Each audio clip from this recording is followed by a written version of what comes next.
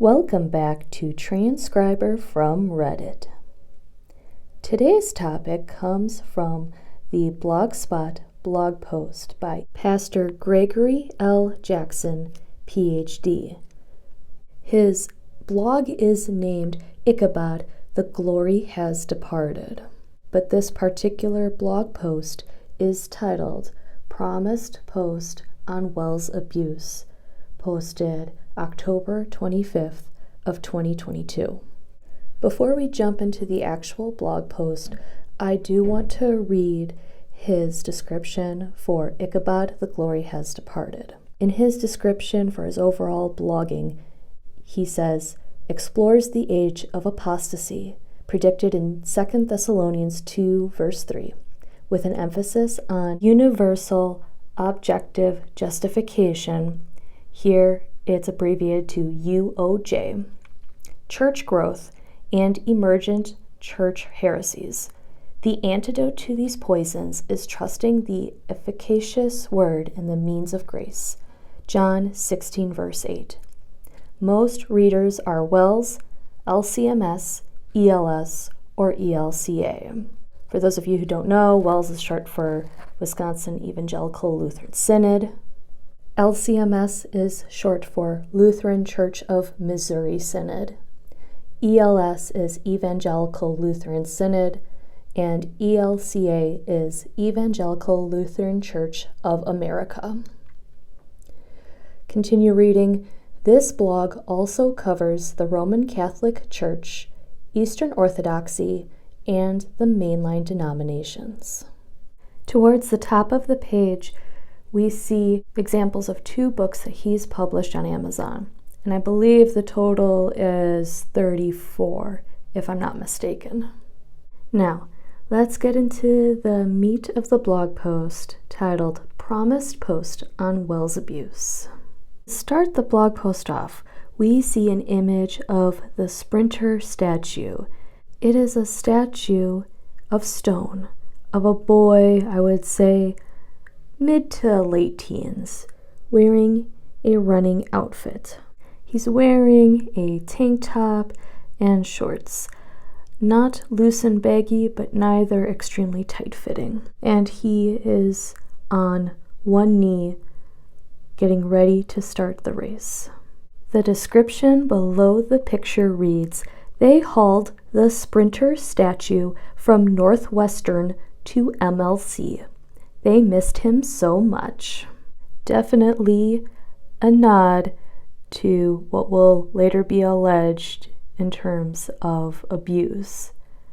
And I would go so far as to say it's alleging sexual abuse. The Wisconsin sect statistically is 50% in Wisconsin, 25% in Michigan, 25% in Minnesota. It did not begin as an Orthodox church body, but as a Lutheran/Calvinist union, very German and very pietistic. The trouble with German pietists is they never banned alcohol. WELS today is best described by 2 factors. One is the culture of bullies and victims, thanks to its parochial and prep schools. The other is the culture of lying all the time and smirking about those fooled by the lies. And he has a third point that goes on to read, these characteristics taint WELS, even among those who did not attend their precious schools. They start right away with forced cross-dressing for boys and Zechsing, spelled Zechsing, the overall bullying of young students by older students. When John Lorenz, spelled Laurenz, was head of Michigan Lutheran Seminary, in parentheses, just a private high school, a student was held out an upper story window by his legs. The bullies let go, and the boy broke a bone or 2. Lorenz laughed in the middle of his sentence about this. Another common WELS trait, starting, laughing, and then finishing the sentence. Side note, Yes, definitely a common WELS trait, especially among pastors and any other major leadership names. The serious bullying begins at the 2 remaining prep schools and worsens in college and seminary. I know 2 men who were knocked or beaten unconscious during hazing. An ELS leader was whipped on his bare buttocks with a wire hanger. The students are punished for telling their parents, and often no one believes their saintly WELS brethren could be nasty, cruel, crude, violent, and degenerate. Side note, funny, similar things happened to me and other bullied kids within the WELS parochial schools. Very much a holier-than-thou attitude and, oh, well, they're WELS. They could never do something like that. Which, they're kids. They're sociopaths. They totally could and would do something like that. Continuing reading on, there's a photo included which shows a cross-dressed man in front of a brick building. A green single-engine plane with red wheels flies above him, flying a sign that says Party in the MLC, short for Martin Luther College. The man wears a blonde wig. He has a white shirt that reads WELS on it, and he has a pink tutu with white ribbons around his waist. Of course, he has a pink bow tie in his hair. His hairy man legs are showing, and his 2 tattooed burly man arms are crossed over his chest. The description below the image reads, "The G.A. Pope, dressed somewhat like this, became a district president." Side note, I don't know what the initials G.A. means. Continuing the next paragraph. The promotion of cross-dressing and their fun of sodomizing the Sprinter statue is well known. They not only dress as women, but photograph and videotape their celebrations. After this paragraph comes another photo, this one titled Dorm Videos. The description reads, "For homecoming festivities, the 4 dorms put together a video to entertain the student body. Parentheses, well, not Augustana, they must have forgotten. End parentheses. Concord.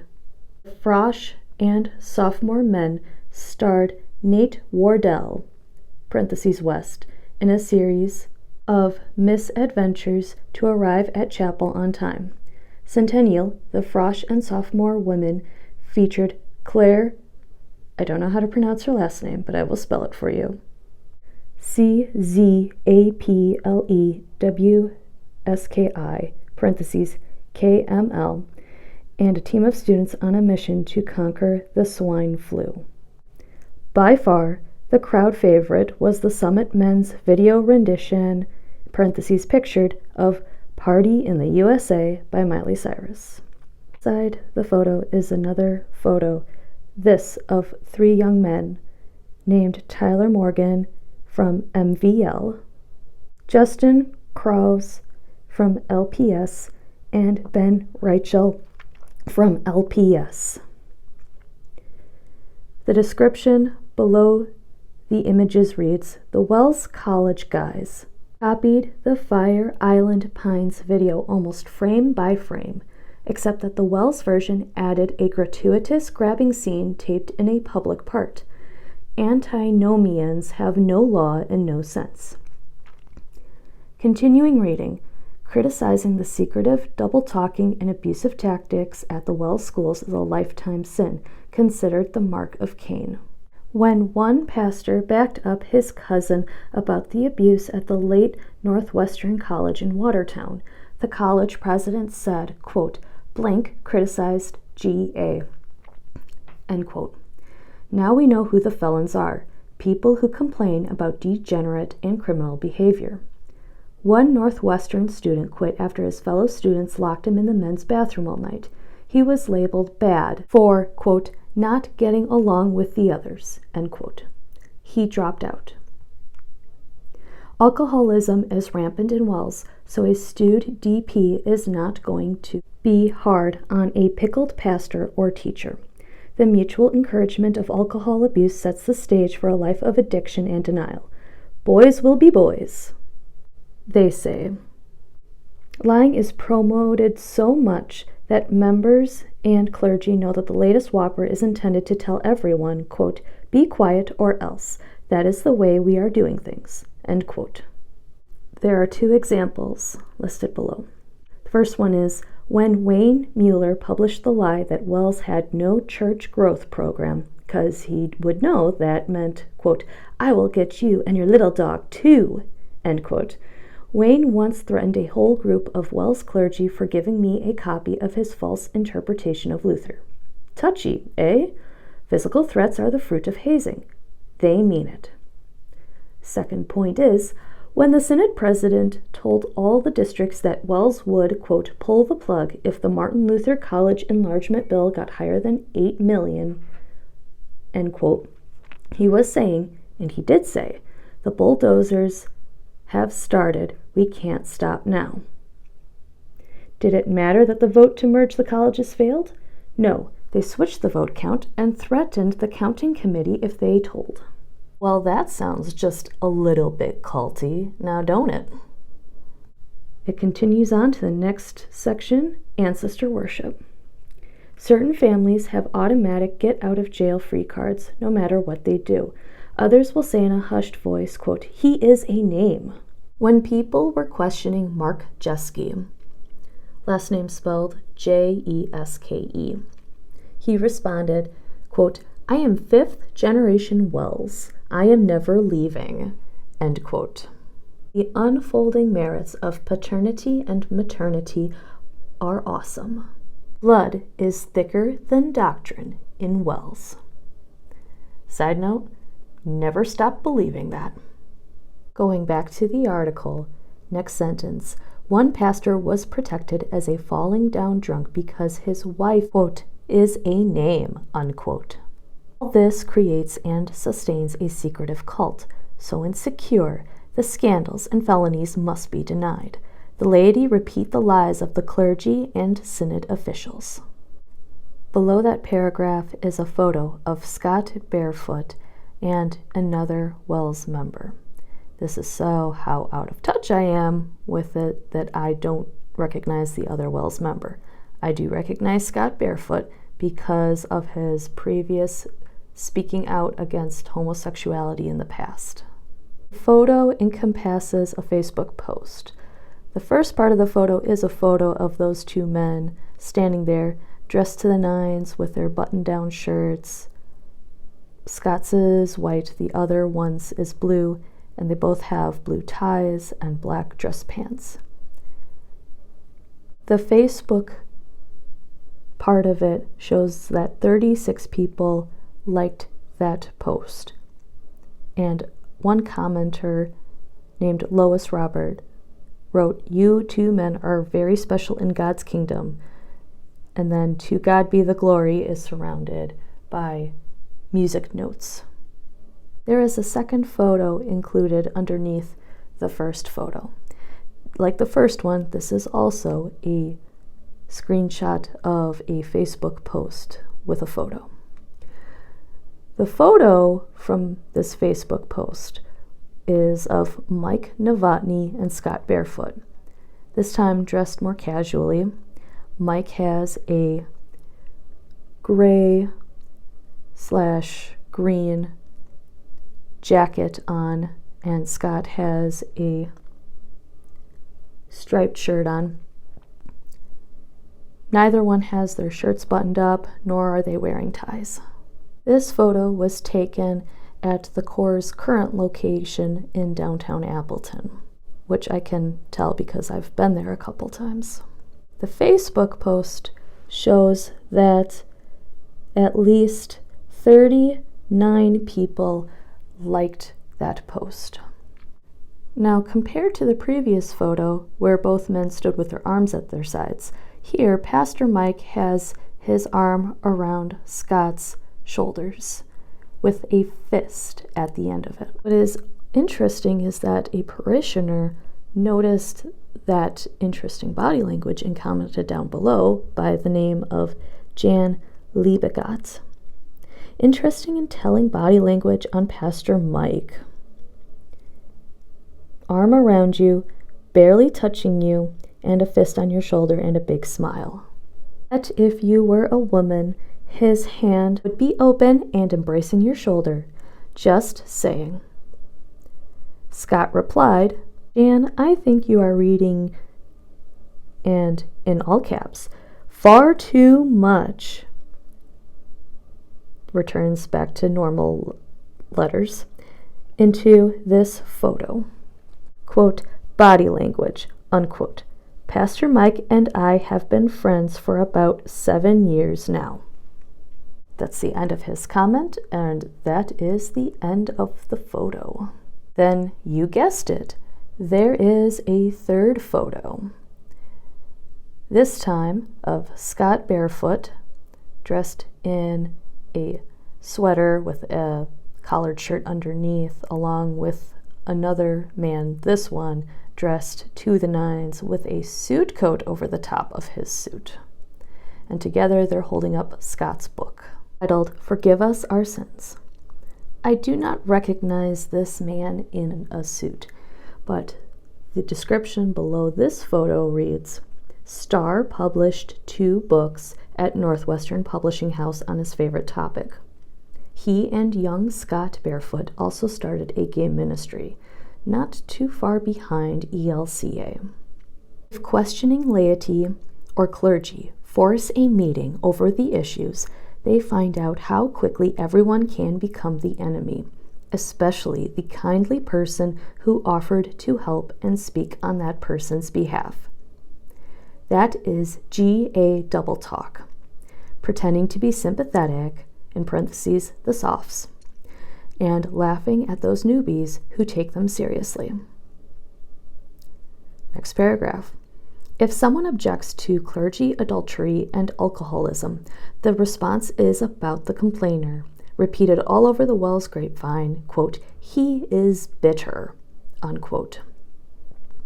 WELS is especially obsessed about justification without faith. That makes antinomianism their religion. There is no law and therefore no gospel, but legalism triumphs. After that last paragraph comes the final photo.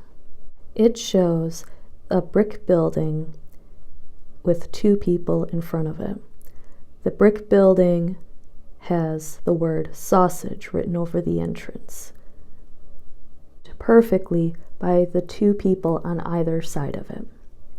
On the building, above the 2 people and to the right of them, reads in big blue letters, money, money, money. On the roof to their left reads in small white letters, makes the WELS go round. The person on the left has an Indian headband around her head that says Reverend Sally. She is holding her hands out as if she's asking for money, and she's dressed in full evening nightclub attire. The person to the right is a man dressed in a full suit and tie and top hat. Everything except the band around the top hat and the shirt are black. He has woman's makeup on, what appears to be white foundation on his face along with rouge. His hat reads in small white letters, Giving Counselor, with the S replaced by a $sign. And the left side of his black jacket reads Cornerstone, again with the S replaced by a $sign. And he's holding out what seems a poker chip to the audience. The blog post was written by Ichabod, The Glory Has Departed, at 6:42 a.m.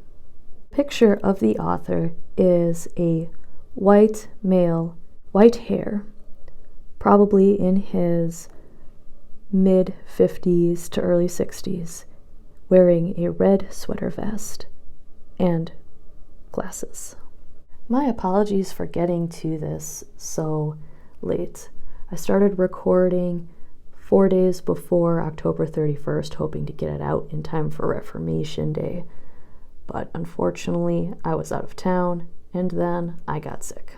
Honestly, what this author writes does not surprise me, considering that his blog and the Light from Light blog, the videos that I did previously concerning that one blog post from the Light from Light blog, coincide on the details.